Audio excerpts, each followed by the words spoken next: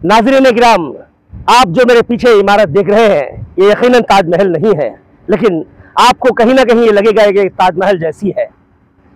ये कड़पा का हज हाउस है, जो एक ख्वाब था चंद्रबाबू नायडू साहब का, जो एक कोशिश थी हमारे कड़पा के टीडीपी के प्रेसिडेंट आर श्रीनिवास रेड्डी उर्फ वासु सर की।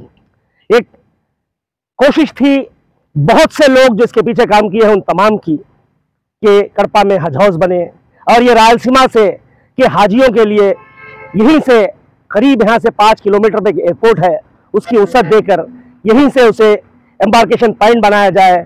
लेकिन हमारी बदकिस्मती ये रही कि 2019 मार्च को इसका इफ्तिताह होने के बावजूद, इफ्तिताह से पहले कुछ काम पेंडिंग थे जिसका फंड भी पूरा तौर से यहाँ आया हुआ था, हुकूमत की तब्दीली के बाइस ये इमारत 5 साल तक किसी भी काम के लिए इस्तेमाल नहीं होती रही।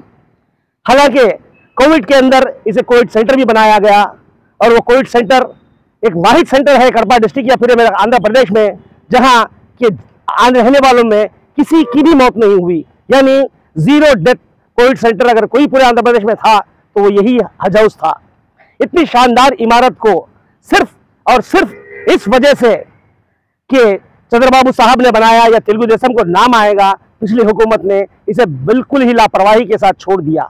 हालांकि इनके आखिरी वक्त में इन लोगों ने कोशिश करके इसको फिर से काम करवाने की कोशिश की, लेकिन इनसे ना हो पाया। अब देखना यह है कि इस बार जो नई हुकूमत आई है चंद्रबाबू नायडू साहब की, वो हुकूमत फिर से इसे असर तामीर करके इसको इस्तेमाल में लाने का इरादा रखती है। यहां मैं एक बात बताता चलूं कि हज हाउस जो है वो बुनियाद है कड़पा के हमारी एमएलए साहिबा, जो नव मुंतखब एमएलए साहिबा माधवी मैडम हैं, उन्होंने एक मैनिफेस्टो कड़पा के लिए शाया किया था जिसमें उनकी अव्वलीन तरजीह या फर्स्ट प्रायोरिटी जो है हज हाउस को बनाना, और हज हाउस में एक शॉपिंग कॉम्प्लेक्स और एक बड़ा सा फंक्शन हॉल बनाने का जो उनका इरादा है। अब देखना यह है कि वो बहुत जल्द ये काम शुरू करते हैं। मुझे यकीन है कि श्रीनिवास रेड्डी या वासु सर साहब जो है वो अपने वादे के बड़े पक्के हैं। वो जब भी कोई चीज़ का वादा करते हैं तो वो वादा करने में कोताही नहीं करते। आप यहाँ मेरे साथ देख सकते हैं, पीछे बहुत सी ज़मीन पड़ी हुई है, यहाँ बहुत सी ज़मीन, आप यकीन नहीं करेंगे, ये पूरे 12 एकड़ 53 सेंट्स 53 सेंट 12 एकड़ 53 सेंट का इलाका है। हज हाउस के पीछे भी बहुत बड़ी ज़मीन वाक़ है और ये पूरी की पूरी ज़मीन एक इलाका बना दिया गया था। देखिए आप साइड से दीवारें आपको नजर आती होंगी, पूरी साइड से दीवारें हैं जो इसके वो बाउंड्री वॉल जिसे कहते हैं, इहाता बना दिया गया है। इस इहाते के अंदर हज हाउस है और ये हज हाउस जहां एक बात तौर पर एक सिर्फ झूठे बहाने के तहत जो हज हाउस को काम क्यों बने, गड़े में बनाए, ये बनाए बोलने वालों को ये बताइए, ये रैम जिस वक्त हज हाउस बना था उस वक्त नहीं था। उसके बाद नेशनल हाईवे वालों ने यहाँ रैम ये ब्रिज डाल दी जिसकी वजह से ये कम हो गया, वरना ये मुस्ता था। या आप अतराफ की जमीनें देख सकते हैं, ये सब के सब एक ही जैसे थे और एक छोटा सा मसला था रैम से, वहां एक छोटा सा रैम बनाने का मसला था, और रैम बना लेते तो कोई मसला नहीं। आप देखेंगे पिछली रात की खतरनाक बारिश हुई थी, उसके बावजूद भी हज हाउस को कुछ भी टच नहीं हुआ है और कहीं पानी नहीं है।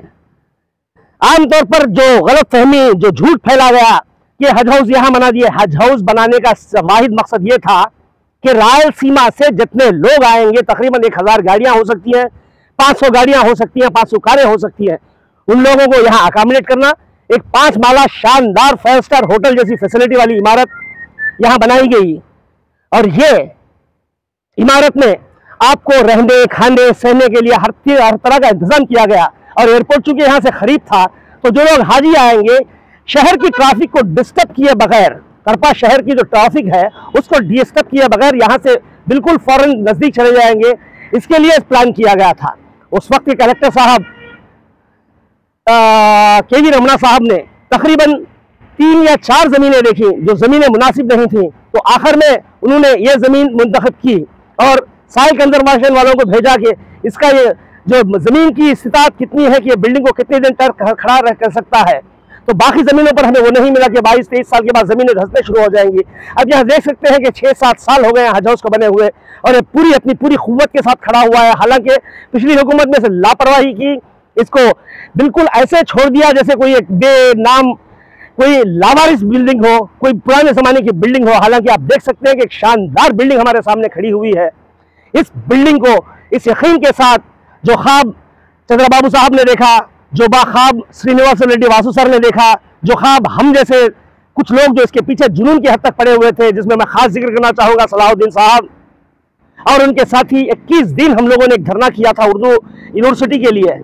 तो जब उर्दू यूनिवर्सिटी का हमको नहीं मिली तो हम चंद्रबाबू साहब से मिलने गए थे। एक वफद था जिसमें बहुत से लोग का शामिल थे, जिसमें खासकर मेरे मरहूम दोस्त अफसर करपवी, अमीर बाबू साहब थे, अशरफ अली खान साहब थे और भी कई लोग थे। हम तमाम ने जब उनसे गुजारिश की, सलाहुद्दीन साहब जिसके चेयरमैन थे उस वक्त, उन सब ने गुजारिश की तो चंद्रबाबू साहब ने कहा कि नहीं भाई, मैंने वादा कर दिया है, कर्नूल को उर्दू यूनिवर्सिटी नहीं दे सकता, आप जो मांगेंगे दूंगा। तो उन्होंने उन्हीं की जबान से निकला हुआ लफ्ज था कि मैं आप कड़पा को हज हाउस दे रहा हूं और एयरपोर्ट को इंटरनेशनल बना रहा हूं। और अपने दोनों एक वादा उन्होंने पूरा कर दिया था, दूसरा वादा अब शायद बहुत जल्द करीब पूरा हो जाए।